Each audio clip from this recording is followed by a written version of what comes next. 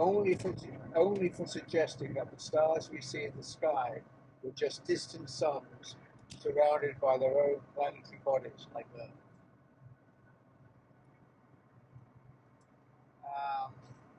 But actually, and that's him being burned to death. But it's not quite true, because I looked up Wikipedia. It was also classed as a heretic because he had certain religious views that disagreed with the Catholic Church. So it's more than just that. Oh, it's not. Yeah, nothing. No image is ever gonna. No article headline, no meme.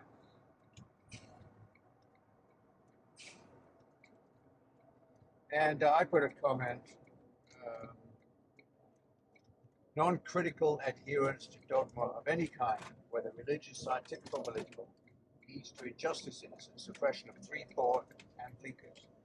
We need to be on guard so that we do not become this also.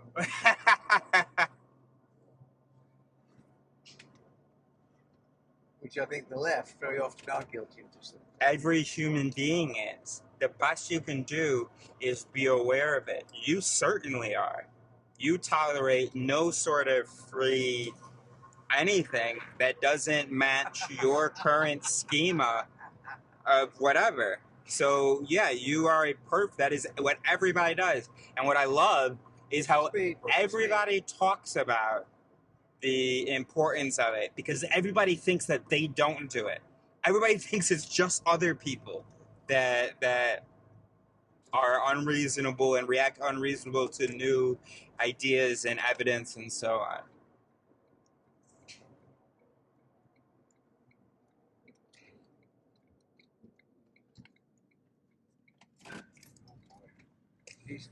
He can wait.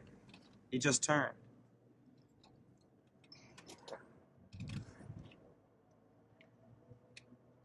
Oh, he's joining me too. Yeah.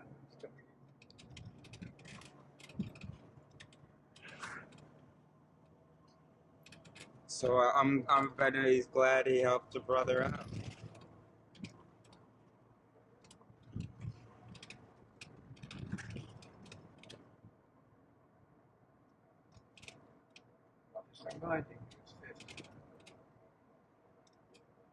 Yeah. Because you can't read the speed up there on my dash cam. Oh, you're at 52, so you're going over speed. Yeah, I'm going downhill. What's this lady? Yeah.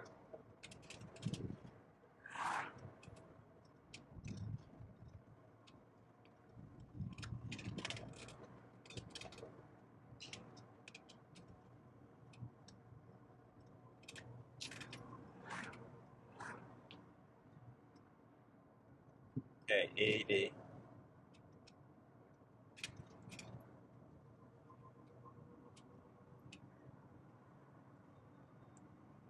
So I guess they found their hay bales in plastic. I think that's plastic.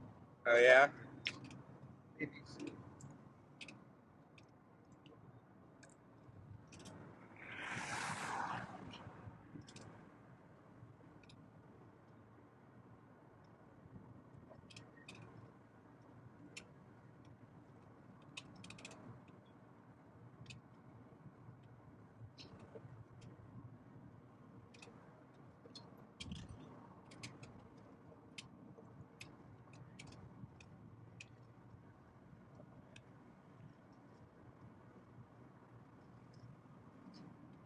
And I think it's because people don't realize that when people like reject evidence or reject new ideas and are compelled by things that are not reasonable or not justified, it's as though we think that they don't think that they have justifications.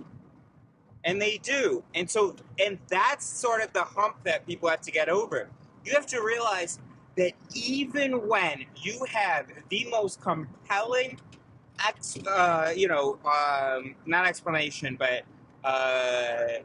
most compelling sentences or ideas or whatever to maintain whatever thing the person you believe, even when you have that, guess what? The human brain can be compelled by things that are just wrong. So even when we feel like we have, or even when we think that we can start to say an argument to justify what we're thinking, that does not mean that we know what we're talking about or that it's true. And that's that. And there's this incredible moment that happens in interactions when you feel compelled by something and it's just absolutely true and what the other person's saying is ridiculous. And there's this, and then you take a breath and you go, okay, but I'm a human brain. So everything that I'm thinking might be wrong, there might be right. And there's an actual feeling that sort of comes with that as sort of I don't know why, but as the brain sort of switches over from maintenance or from justification to almost curiosity.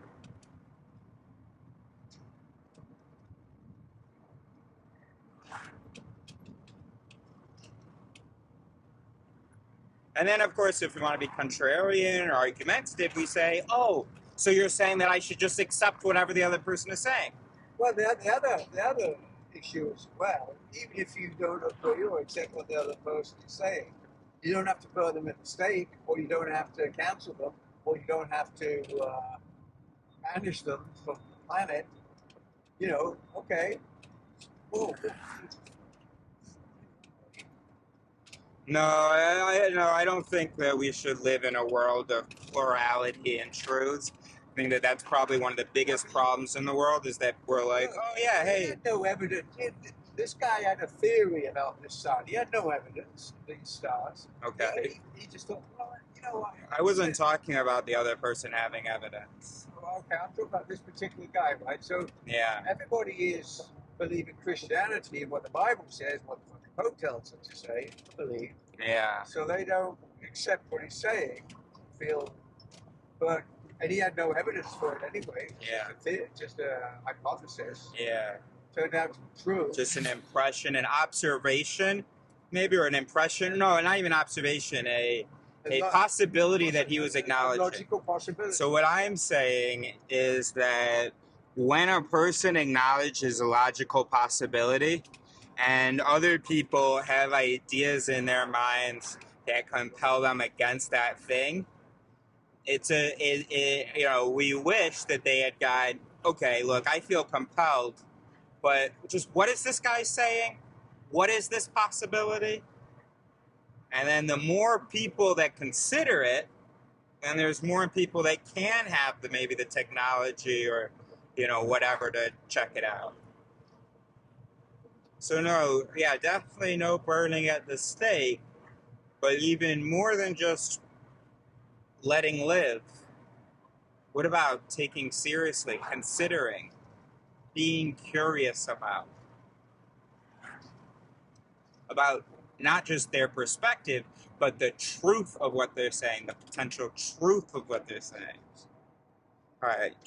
What's up, buddy? No, Are you going flying out the window right now? What is going on? It's unbalancing. Well, you don't say Jesus. All right? We've got 28 minutes. Give me 28 minutes without you saying Jesus every time I turn, even though you're completely comfortable. Can I have 28 minutes of no Jesus? Yeah. Thanks.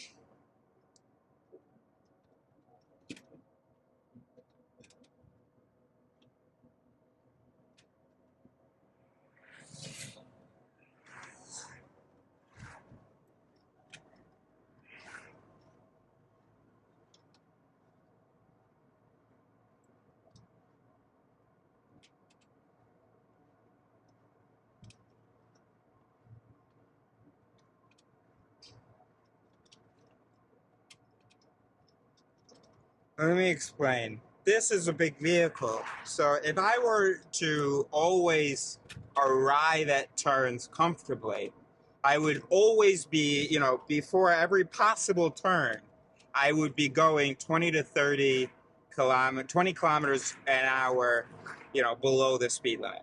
That's not feasible. That's not possible. So I have to make the adjustment when I approach the turn. So sometimes you're going to see a turn and go, oh snap, he's going quickly. And here's the great technology that I use at that moment. It's called a brake. And I've never had trouble. It doesn't take a long time. This is not an 18-wheeler. I can arrive at a roundabout expecting to be able to go, see I can't go, and come to a complete stop. So there's no need for panic, actually. And it just stresses out the driver. All you do is you put your one hand in the cup holder there. The other hand you can put on the armrest or on my armrest if you like, so that you don't go flying through the window as you fear. And everything's going to be fine.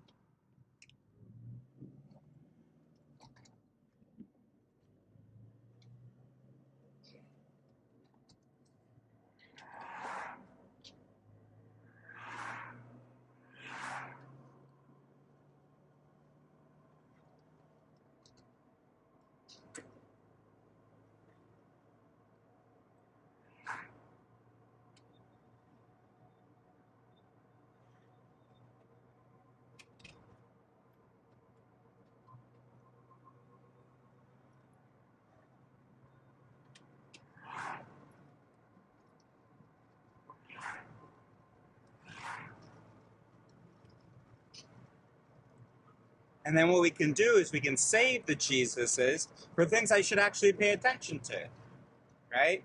Oh, there's a kid running on the street. Jesus, right? So then this way, my Jesus, when I hear Jesus, I can actually engage rather than in that time telling myself, no, Eris, just stay focused on what you're doing. It's probably nothing.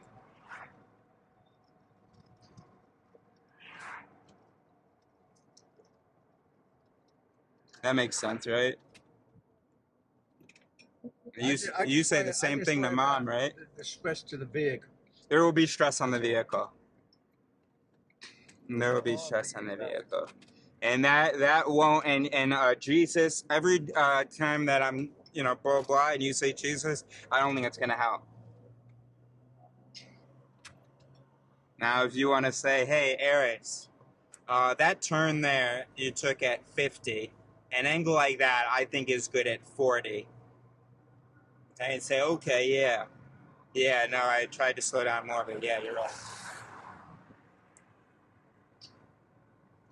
I don't think that Jesus accomplishes what you believe he does, Dad. But I'm not going to burn you. I'm not going to crucify you for it. See? Open-minded. And I'm just going to say, gear changing, rather than relying on brakes, is sometimes a lot better. I don't know what that means, Stowe. I think you said it 3 times. What does that mean? You talk about when you're going downhill, right? No, just when you're going around a bend. You have more control of your vehicle at a lower gear. Yeah, you say that. After a sharp bend, you turn, you change to a lower gear, go around the bend. Yeah. Relying on the brakes. Okay, high gear on brakes. It's not good. Combination. Okay. All right. So let's speak concretely. So if I arrive in a roundabout, I'll probably need to slow down to about 23 kilometers an hour. What gear do you change when you come up to the roundabout? What gear do you change down to? Well, it's about the feeling of the drive. So if it's a big roundabout, I just do it completely based on what's necessary. So I just do it based on the speed I am currently going, basically. So if I'm arriving at a roundabout, I'm probably in third, going between 20, because, third minimum 25 kilometers an hour. Below that, I'll have to switch in a second. So I'm arriving at a roundabout. I'm going between 25 and 35 kilometers an hour. I've switched down to third for that arrival. Then maybe I see that I can go. I stay in third. The vehicle starts to lose speed as I'm turning. Now I need to accelerate out. So now I switch into second so that I have more control over my acceleration. But as far as slowing down, that I'm just not understanding. I don't think it's a good idea to switch in a second when you're going 30 kilometers an hour. You'll crunch the gears, right? So no, I'm going to use my brakes to slow down. Once so I've used. You could be in for this roundabout. So right now I'm in sixth. So I'm going to brake a lot. No, I would have changed. Oh no, I don't have time to do that. How can you do that? I don't think you know how to drive manual then. I couldn't switch all the way down to like five. At least change from 6 to 5. No, I had to brake all the way down to 3. So I just went straight from 6 to 4 first. You know, you do more gear. You should do more gear changes. Yeah, well, I wasn't. When yeah. You come up, you can change down to 5. Yeah. You asked me 150 meters before the roundabout. No. What? You asked me about a specific roundabout, so I'll just talk about that roundabout.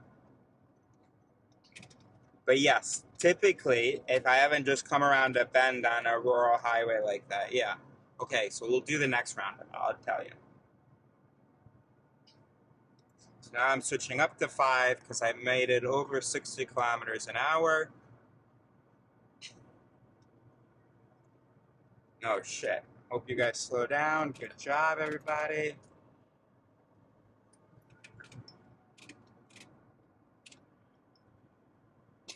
So 65.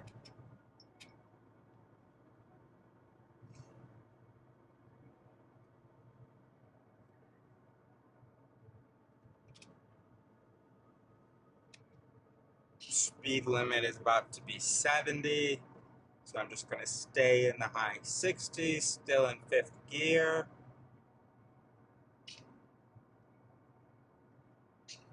And, you know, I don't know how happy everybody behind me would be if I'm arriving at a roundabout going 6th, 5th, then spending some time going 50 kilometers an hour, then spending some time going 40, and so on. So, but we'll see this one. I've got a car behind me. We've got a kilometer until we get there. We're just staying under the 70 for now. Oh, we're going to need to slow down more for this. 70 will not do it. 60 is good. Now we can pick back up to 70. 900 meters.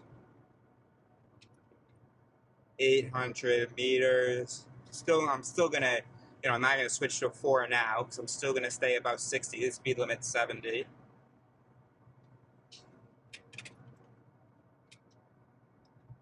Okay, I'm at 70 still, in 5th gear, 500 meters still, so we'll stay at 70 for now. 400 meters, and the sign, now we start braking. We gotta wait for it to get down to 50. Alright, that's good. 50s, going into 4th. Okay. Gotta wait for it now to get down. Okay, low 40, going into 3rd. Okay, braking. Mid-20s, going into 2nd. 25, switching back up to 3rd.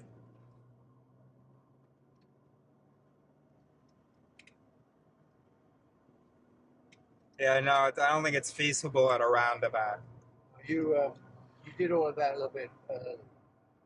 Yeah, and I still didn't give myself enough time to do the different speeds. So that's what I'm saying. It's not possible. Not much of a different speed. So much as anyway, never mind. Well, never mind. Here's the thing. You need hundreds of meters to spend time in each gear as you're shifting. You understand? So I had to switch to 4, for instance, take my foot off of the clutch, let it kick in a 4th, right, as I'm taking my foot off the clutch, put my foot back down on the clutch, switch to 3rd, let it adjust to 3rd, right? Switch to 2nd, let it adjust to 2nd. You understand?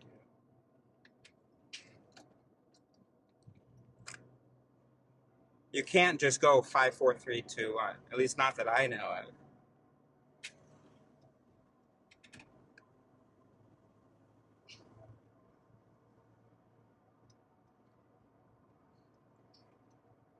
I mean, you can if you don't have people behind you.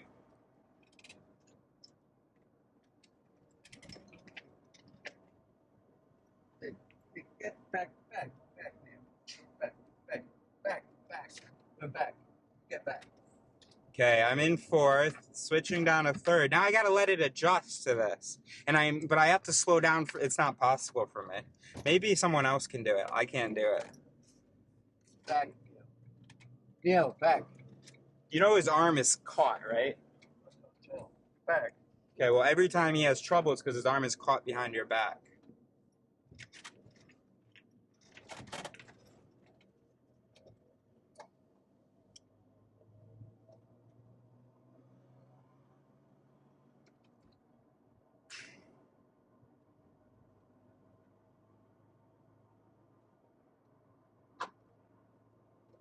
Might also have to do with the weight of the vehicle. I don't know what truckers do.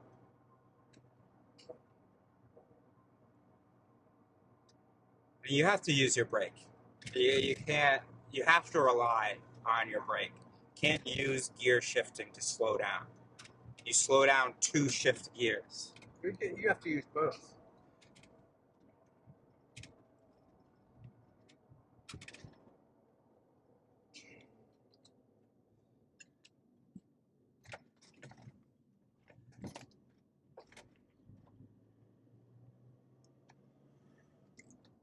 Thing is, we can keep going back and forth, but why don't you just show me? Can you show me what you're talking about?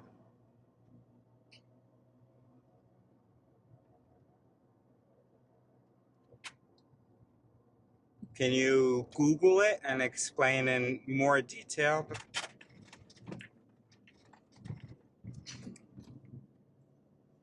And what do you mean it gives you more control? What does that mean it gives you more control?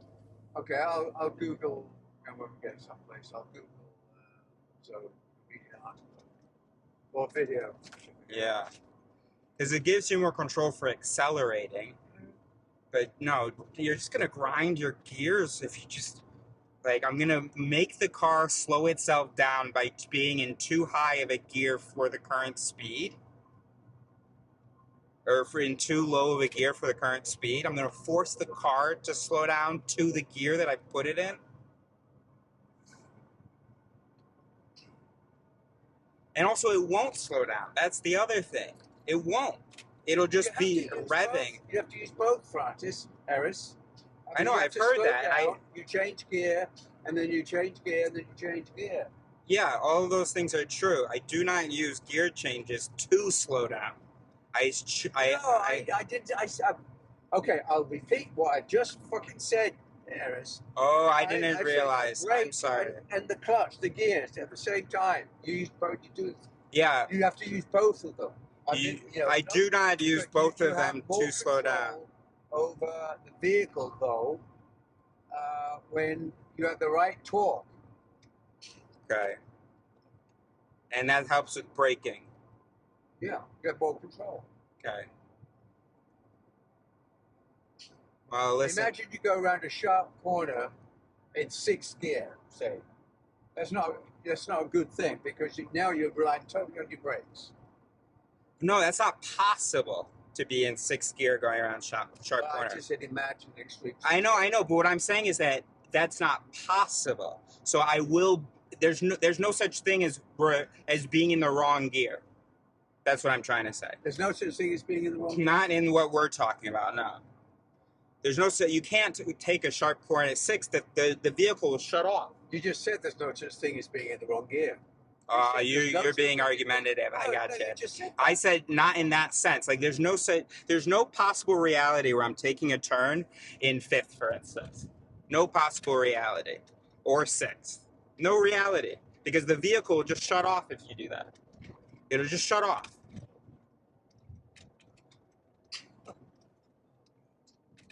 What's wrong?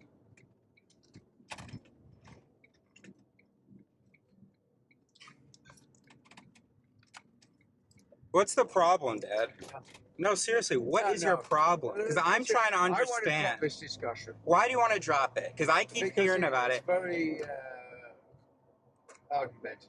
It's not argumentative. Let's try again then.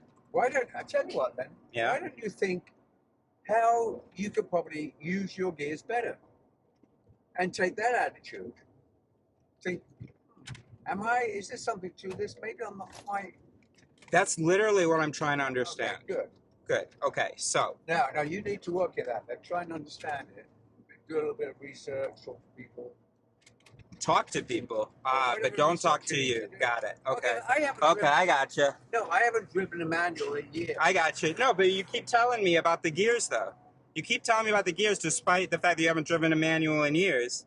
And I keep trying to respond, and you keep just going, nope, it's you have to use both of them to slow down. There was a moment where you started to tell me, you act like we were disagreeing about whether or not to change gears when going at low speeds. Are you looking for something to disagree about? You know that I change gears at low speeds. You're not continuing the discussion? Huh? It's giving me a headache. It's giving you a headache? Yeah.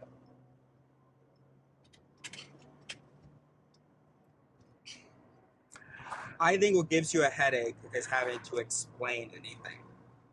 That's what I think gives you a headache. I think anyone asking for any follow-up questions of anything you want them to swallow, I think that's what gives you a headache.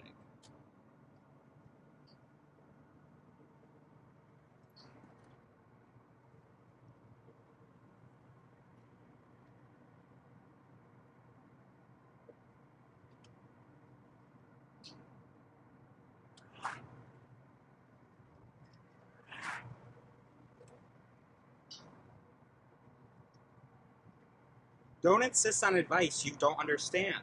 Say it once, that's great.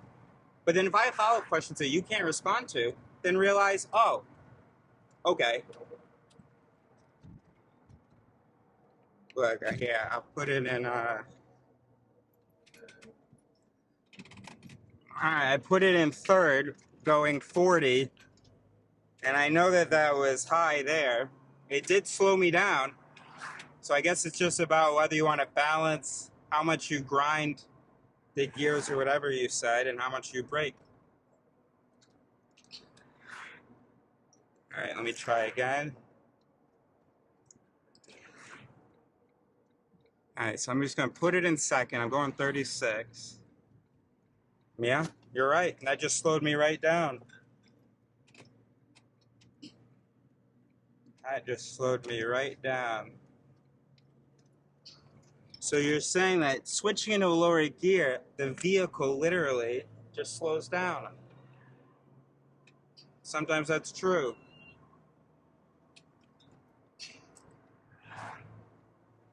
Thanks for teaching me that, buddy.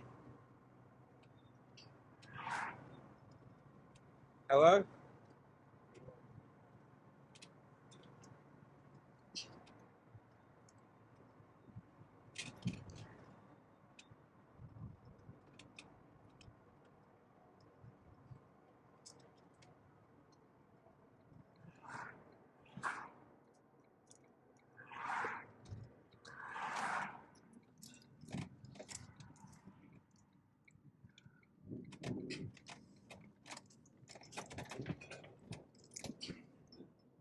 Sorry that I gave you such a headache with those questions, buddy, and telling you what I thought and so on.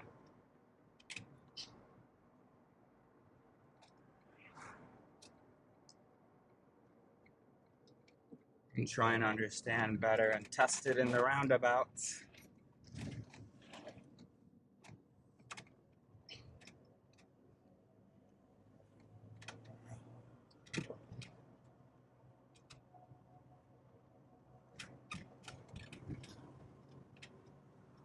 Your speed limit. Wait. So I want to test this thing because I've always been so terrified of going into a lower gear before I'm in that speed because I thought it would cause problems. And I literally very shocked right now that when at 40 I switched in at 2, I don't think I was braking. So I'm going to try to go at a high speed, switch into a low speed.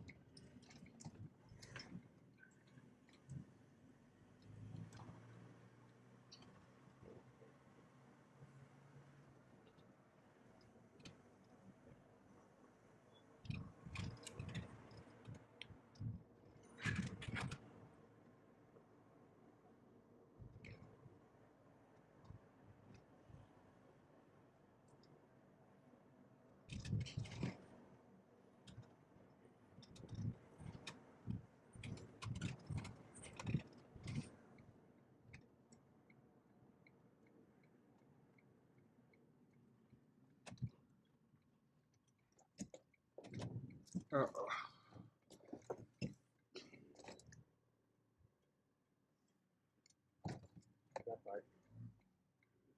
Thanks.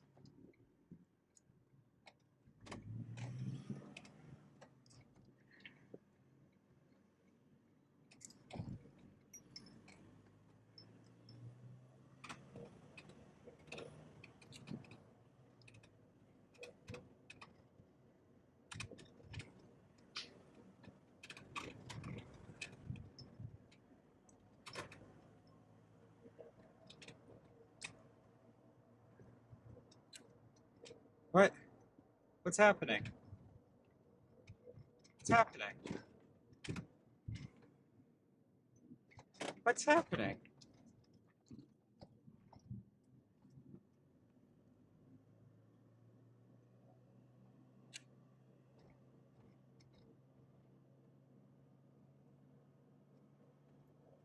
I don't know what happened. Okay, let's try that again.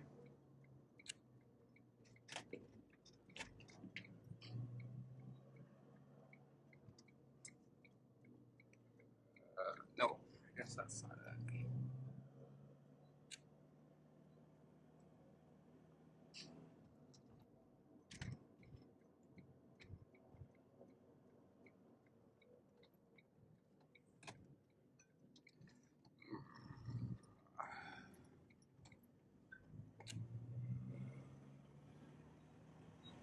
Neil, quiet.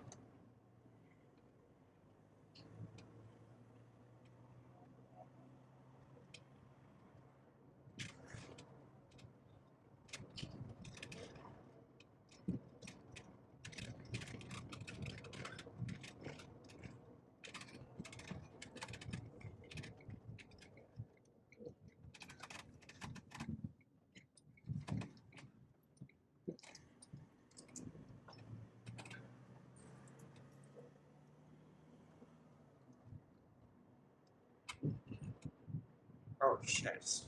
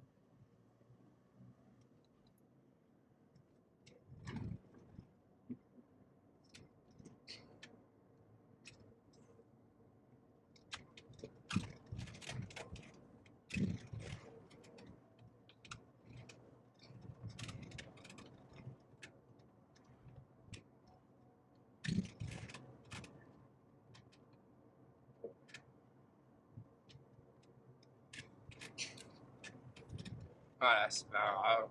much further do we have to go? 9 minutes. On ne comprend pas la différence entre contredire et argumenter. Voilà, ok. Ok, oui, oui, oui, oui, oui, oui, oui, oui, oui, oui, oui.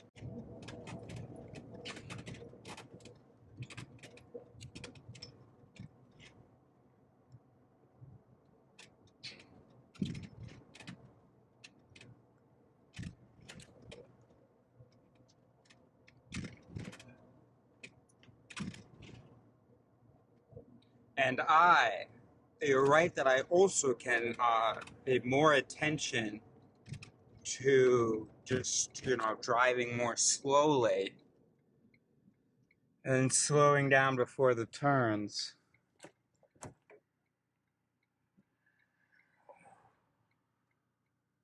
Neo, quiet.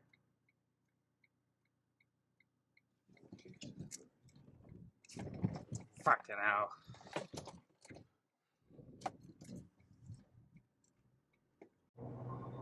Yeah, if you had let me know about 5 seconds earlier.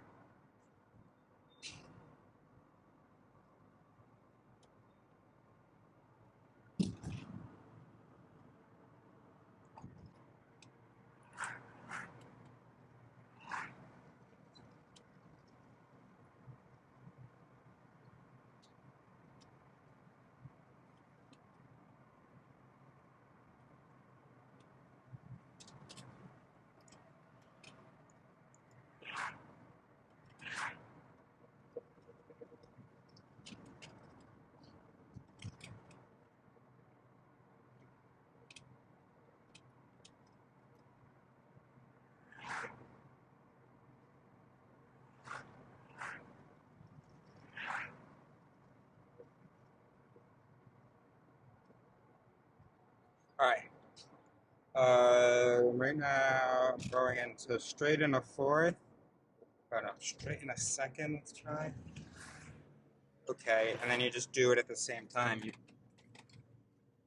So you brake so that it doesn't grind the gears too much. And that reduces the wear and tear on the brakes. That's the idea. That's one of them. And then the other one, you don't have to brake as much.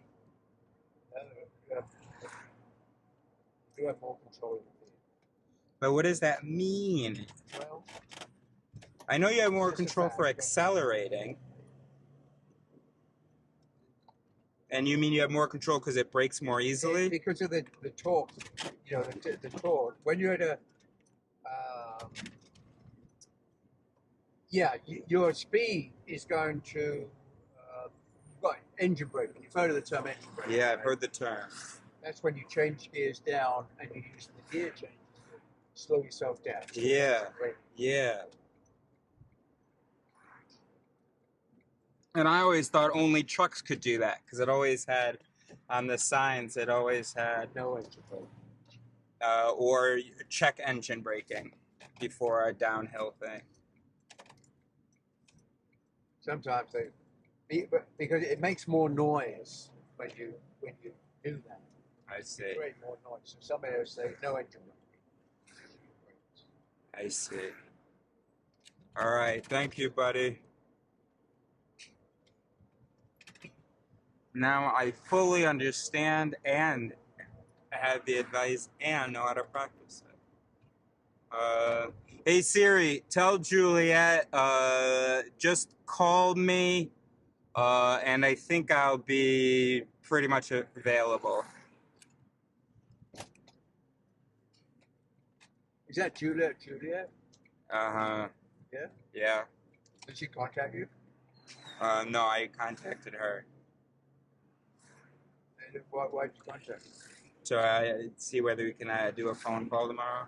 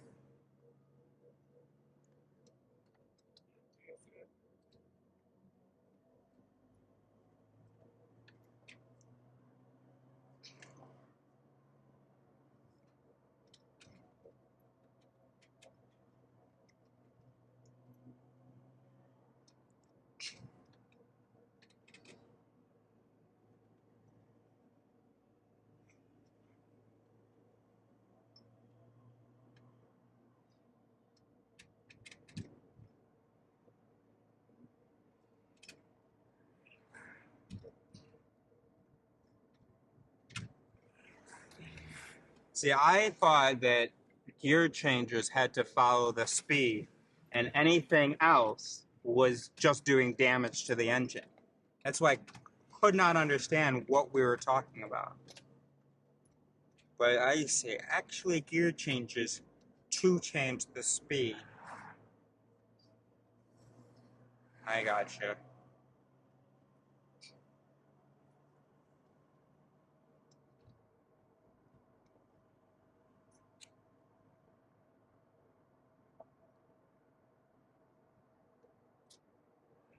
Oh, fuck, I missed it.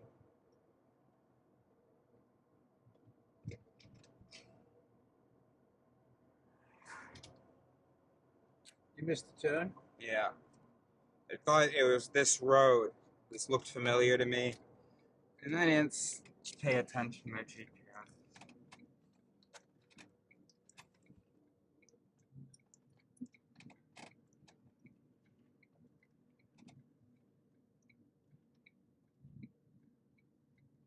Oh, I see. Okay, gotcha.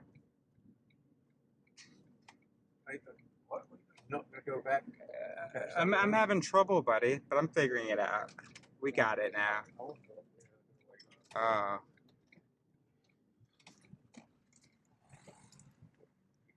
Let's go back. I just wanted to follow the GPS here.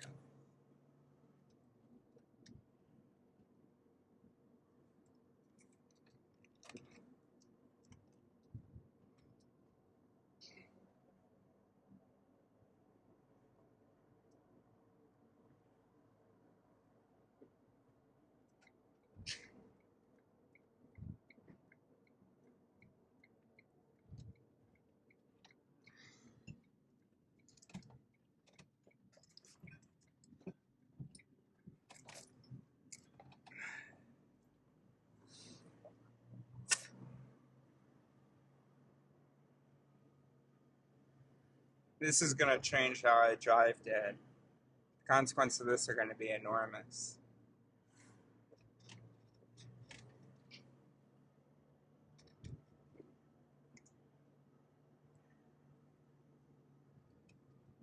Good job, buddy.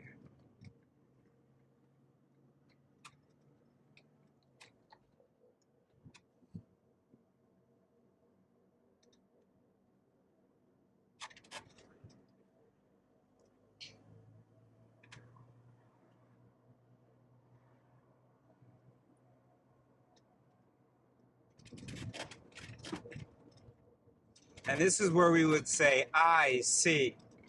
I see. And that demonstrates something that I either wasn't understanding or that I didn't agree with. In this case, it was mostly not understanding. I now understand or agree with. I also didn't agree with. Yeah, but I think that if we took the dial, you and I would put it in different places. Right. Because it was like, you know, when people don't listen to other people's theory properly and reject it, and find reasons to reject it without actually understanding it and trying to understand it. So that's what we're gonna do. If you're gonna say that, what we're gonna do is we're gonna look at the video and we're gonna see, was Eris trying to understand it and you just didn't want to respond to his questions, or was Eris just consistently saying, no, you are wrong? Argumentative. So we'll look at the video. Yeah, I'm not looking. I'll show you the video. I'm going to show you the video. I don't take kindly to unfounded accusations of being argumentative. No, it's unfounded. Yeah, that's why I'm going to look at the video. And if it's unfounded, then we'll see the evidence. Because all I know that I assumed. You accuse me of making unfounded accusations, Yeah, that's unfounded, I think. I think that I was not being argumentative because I know that I was trying to understand. I know that I believed that you were right about something and I just didn't understand. I know that. But I know you don't want to look at the evidence. All you want to do is insist. Okay. I'm going to look at the video now.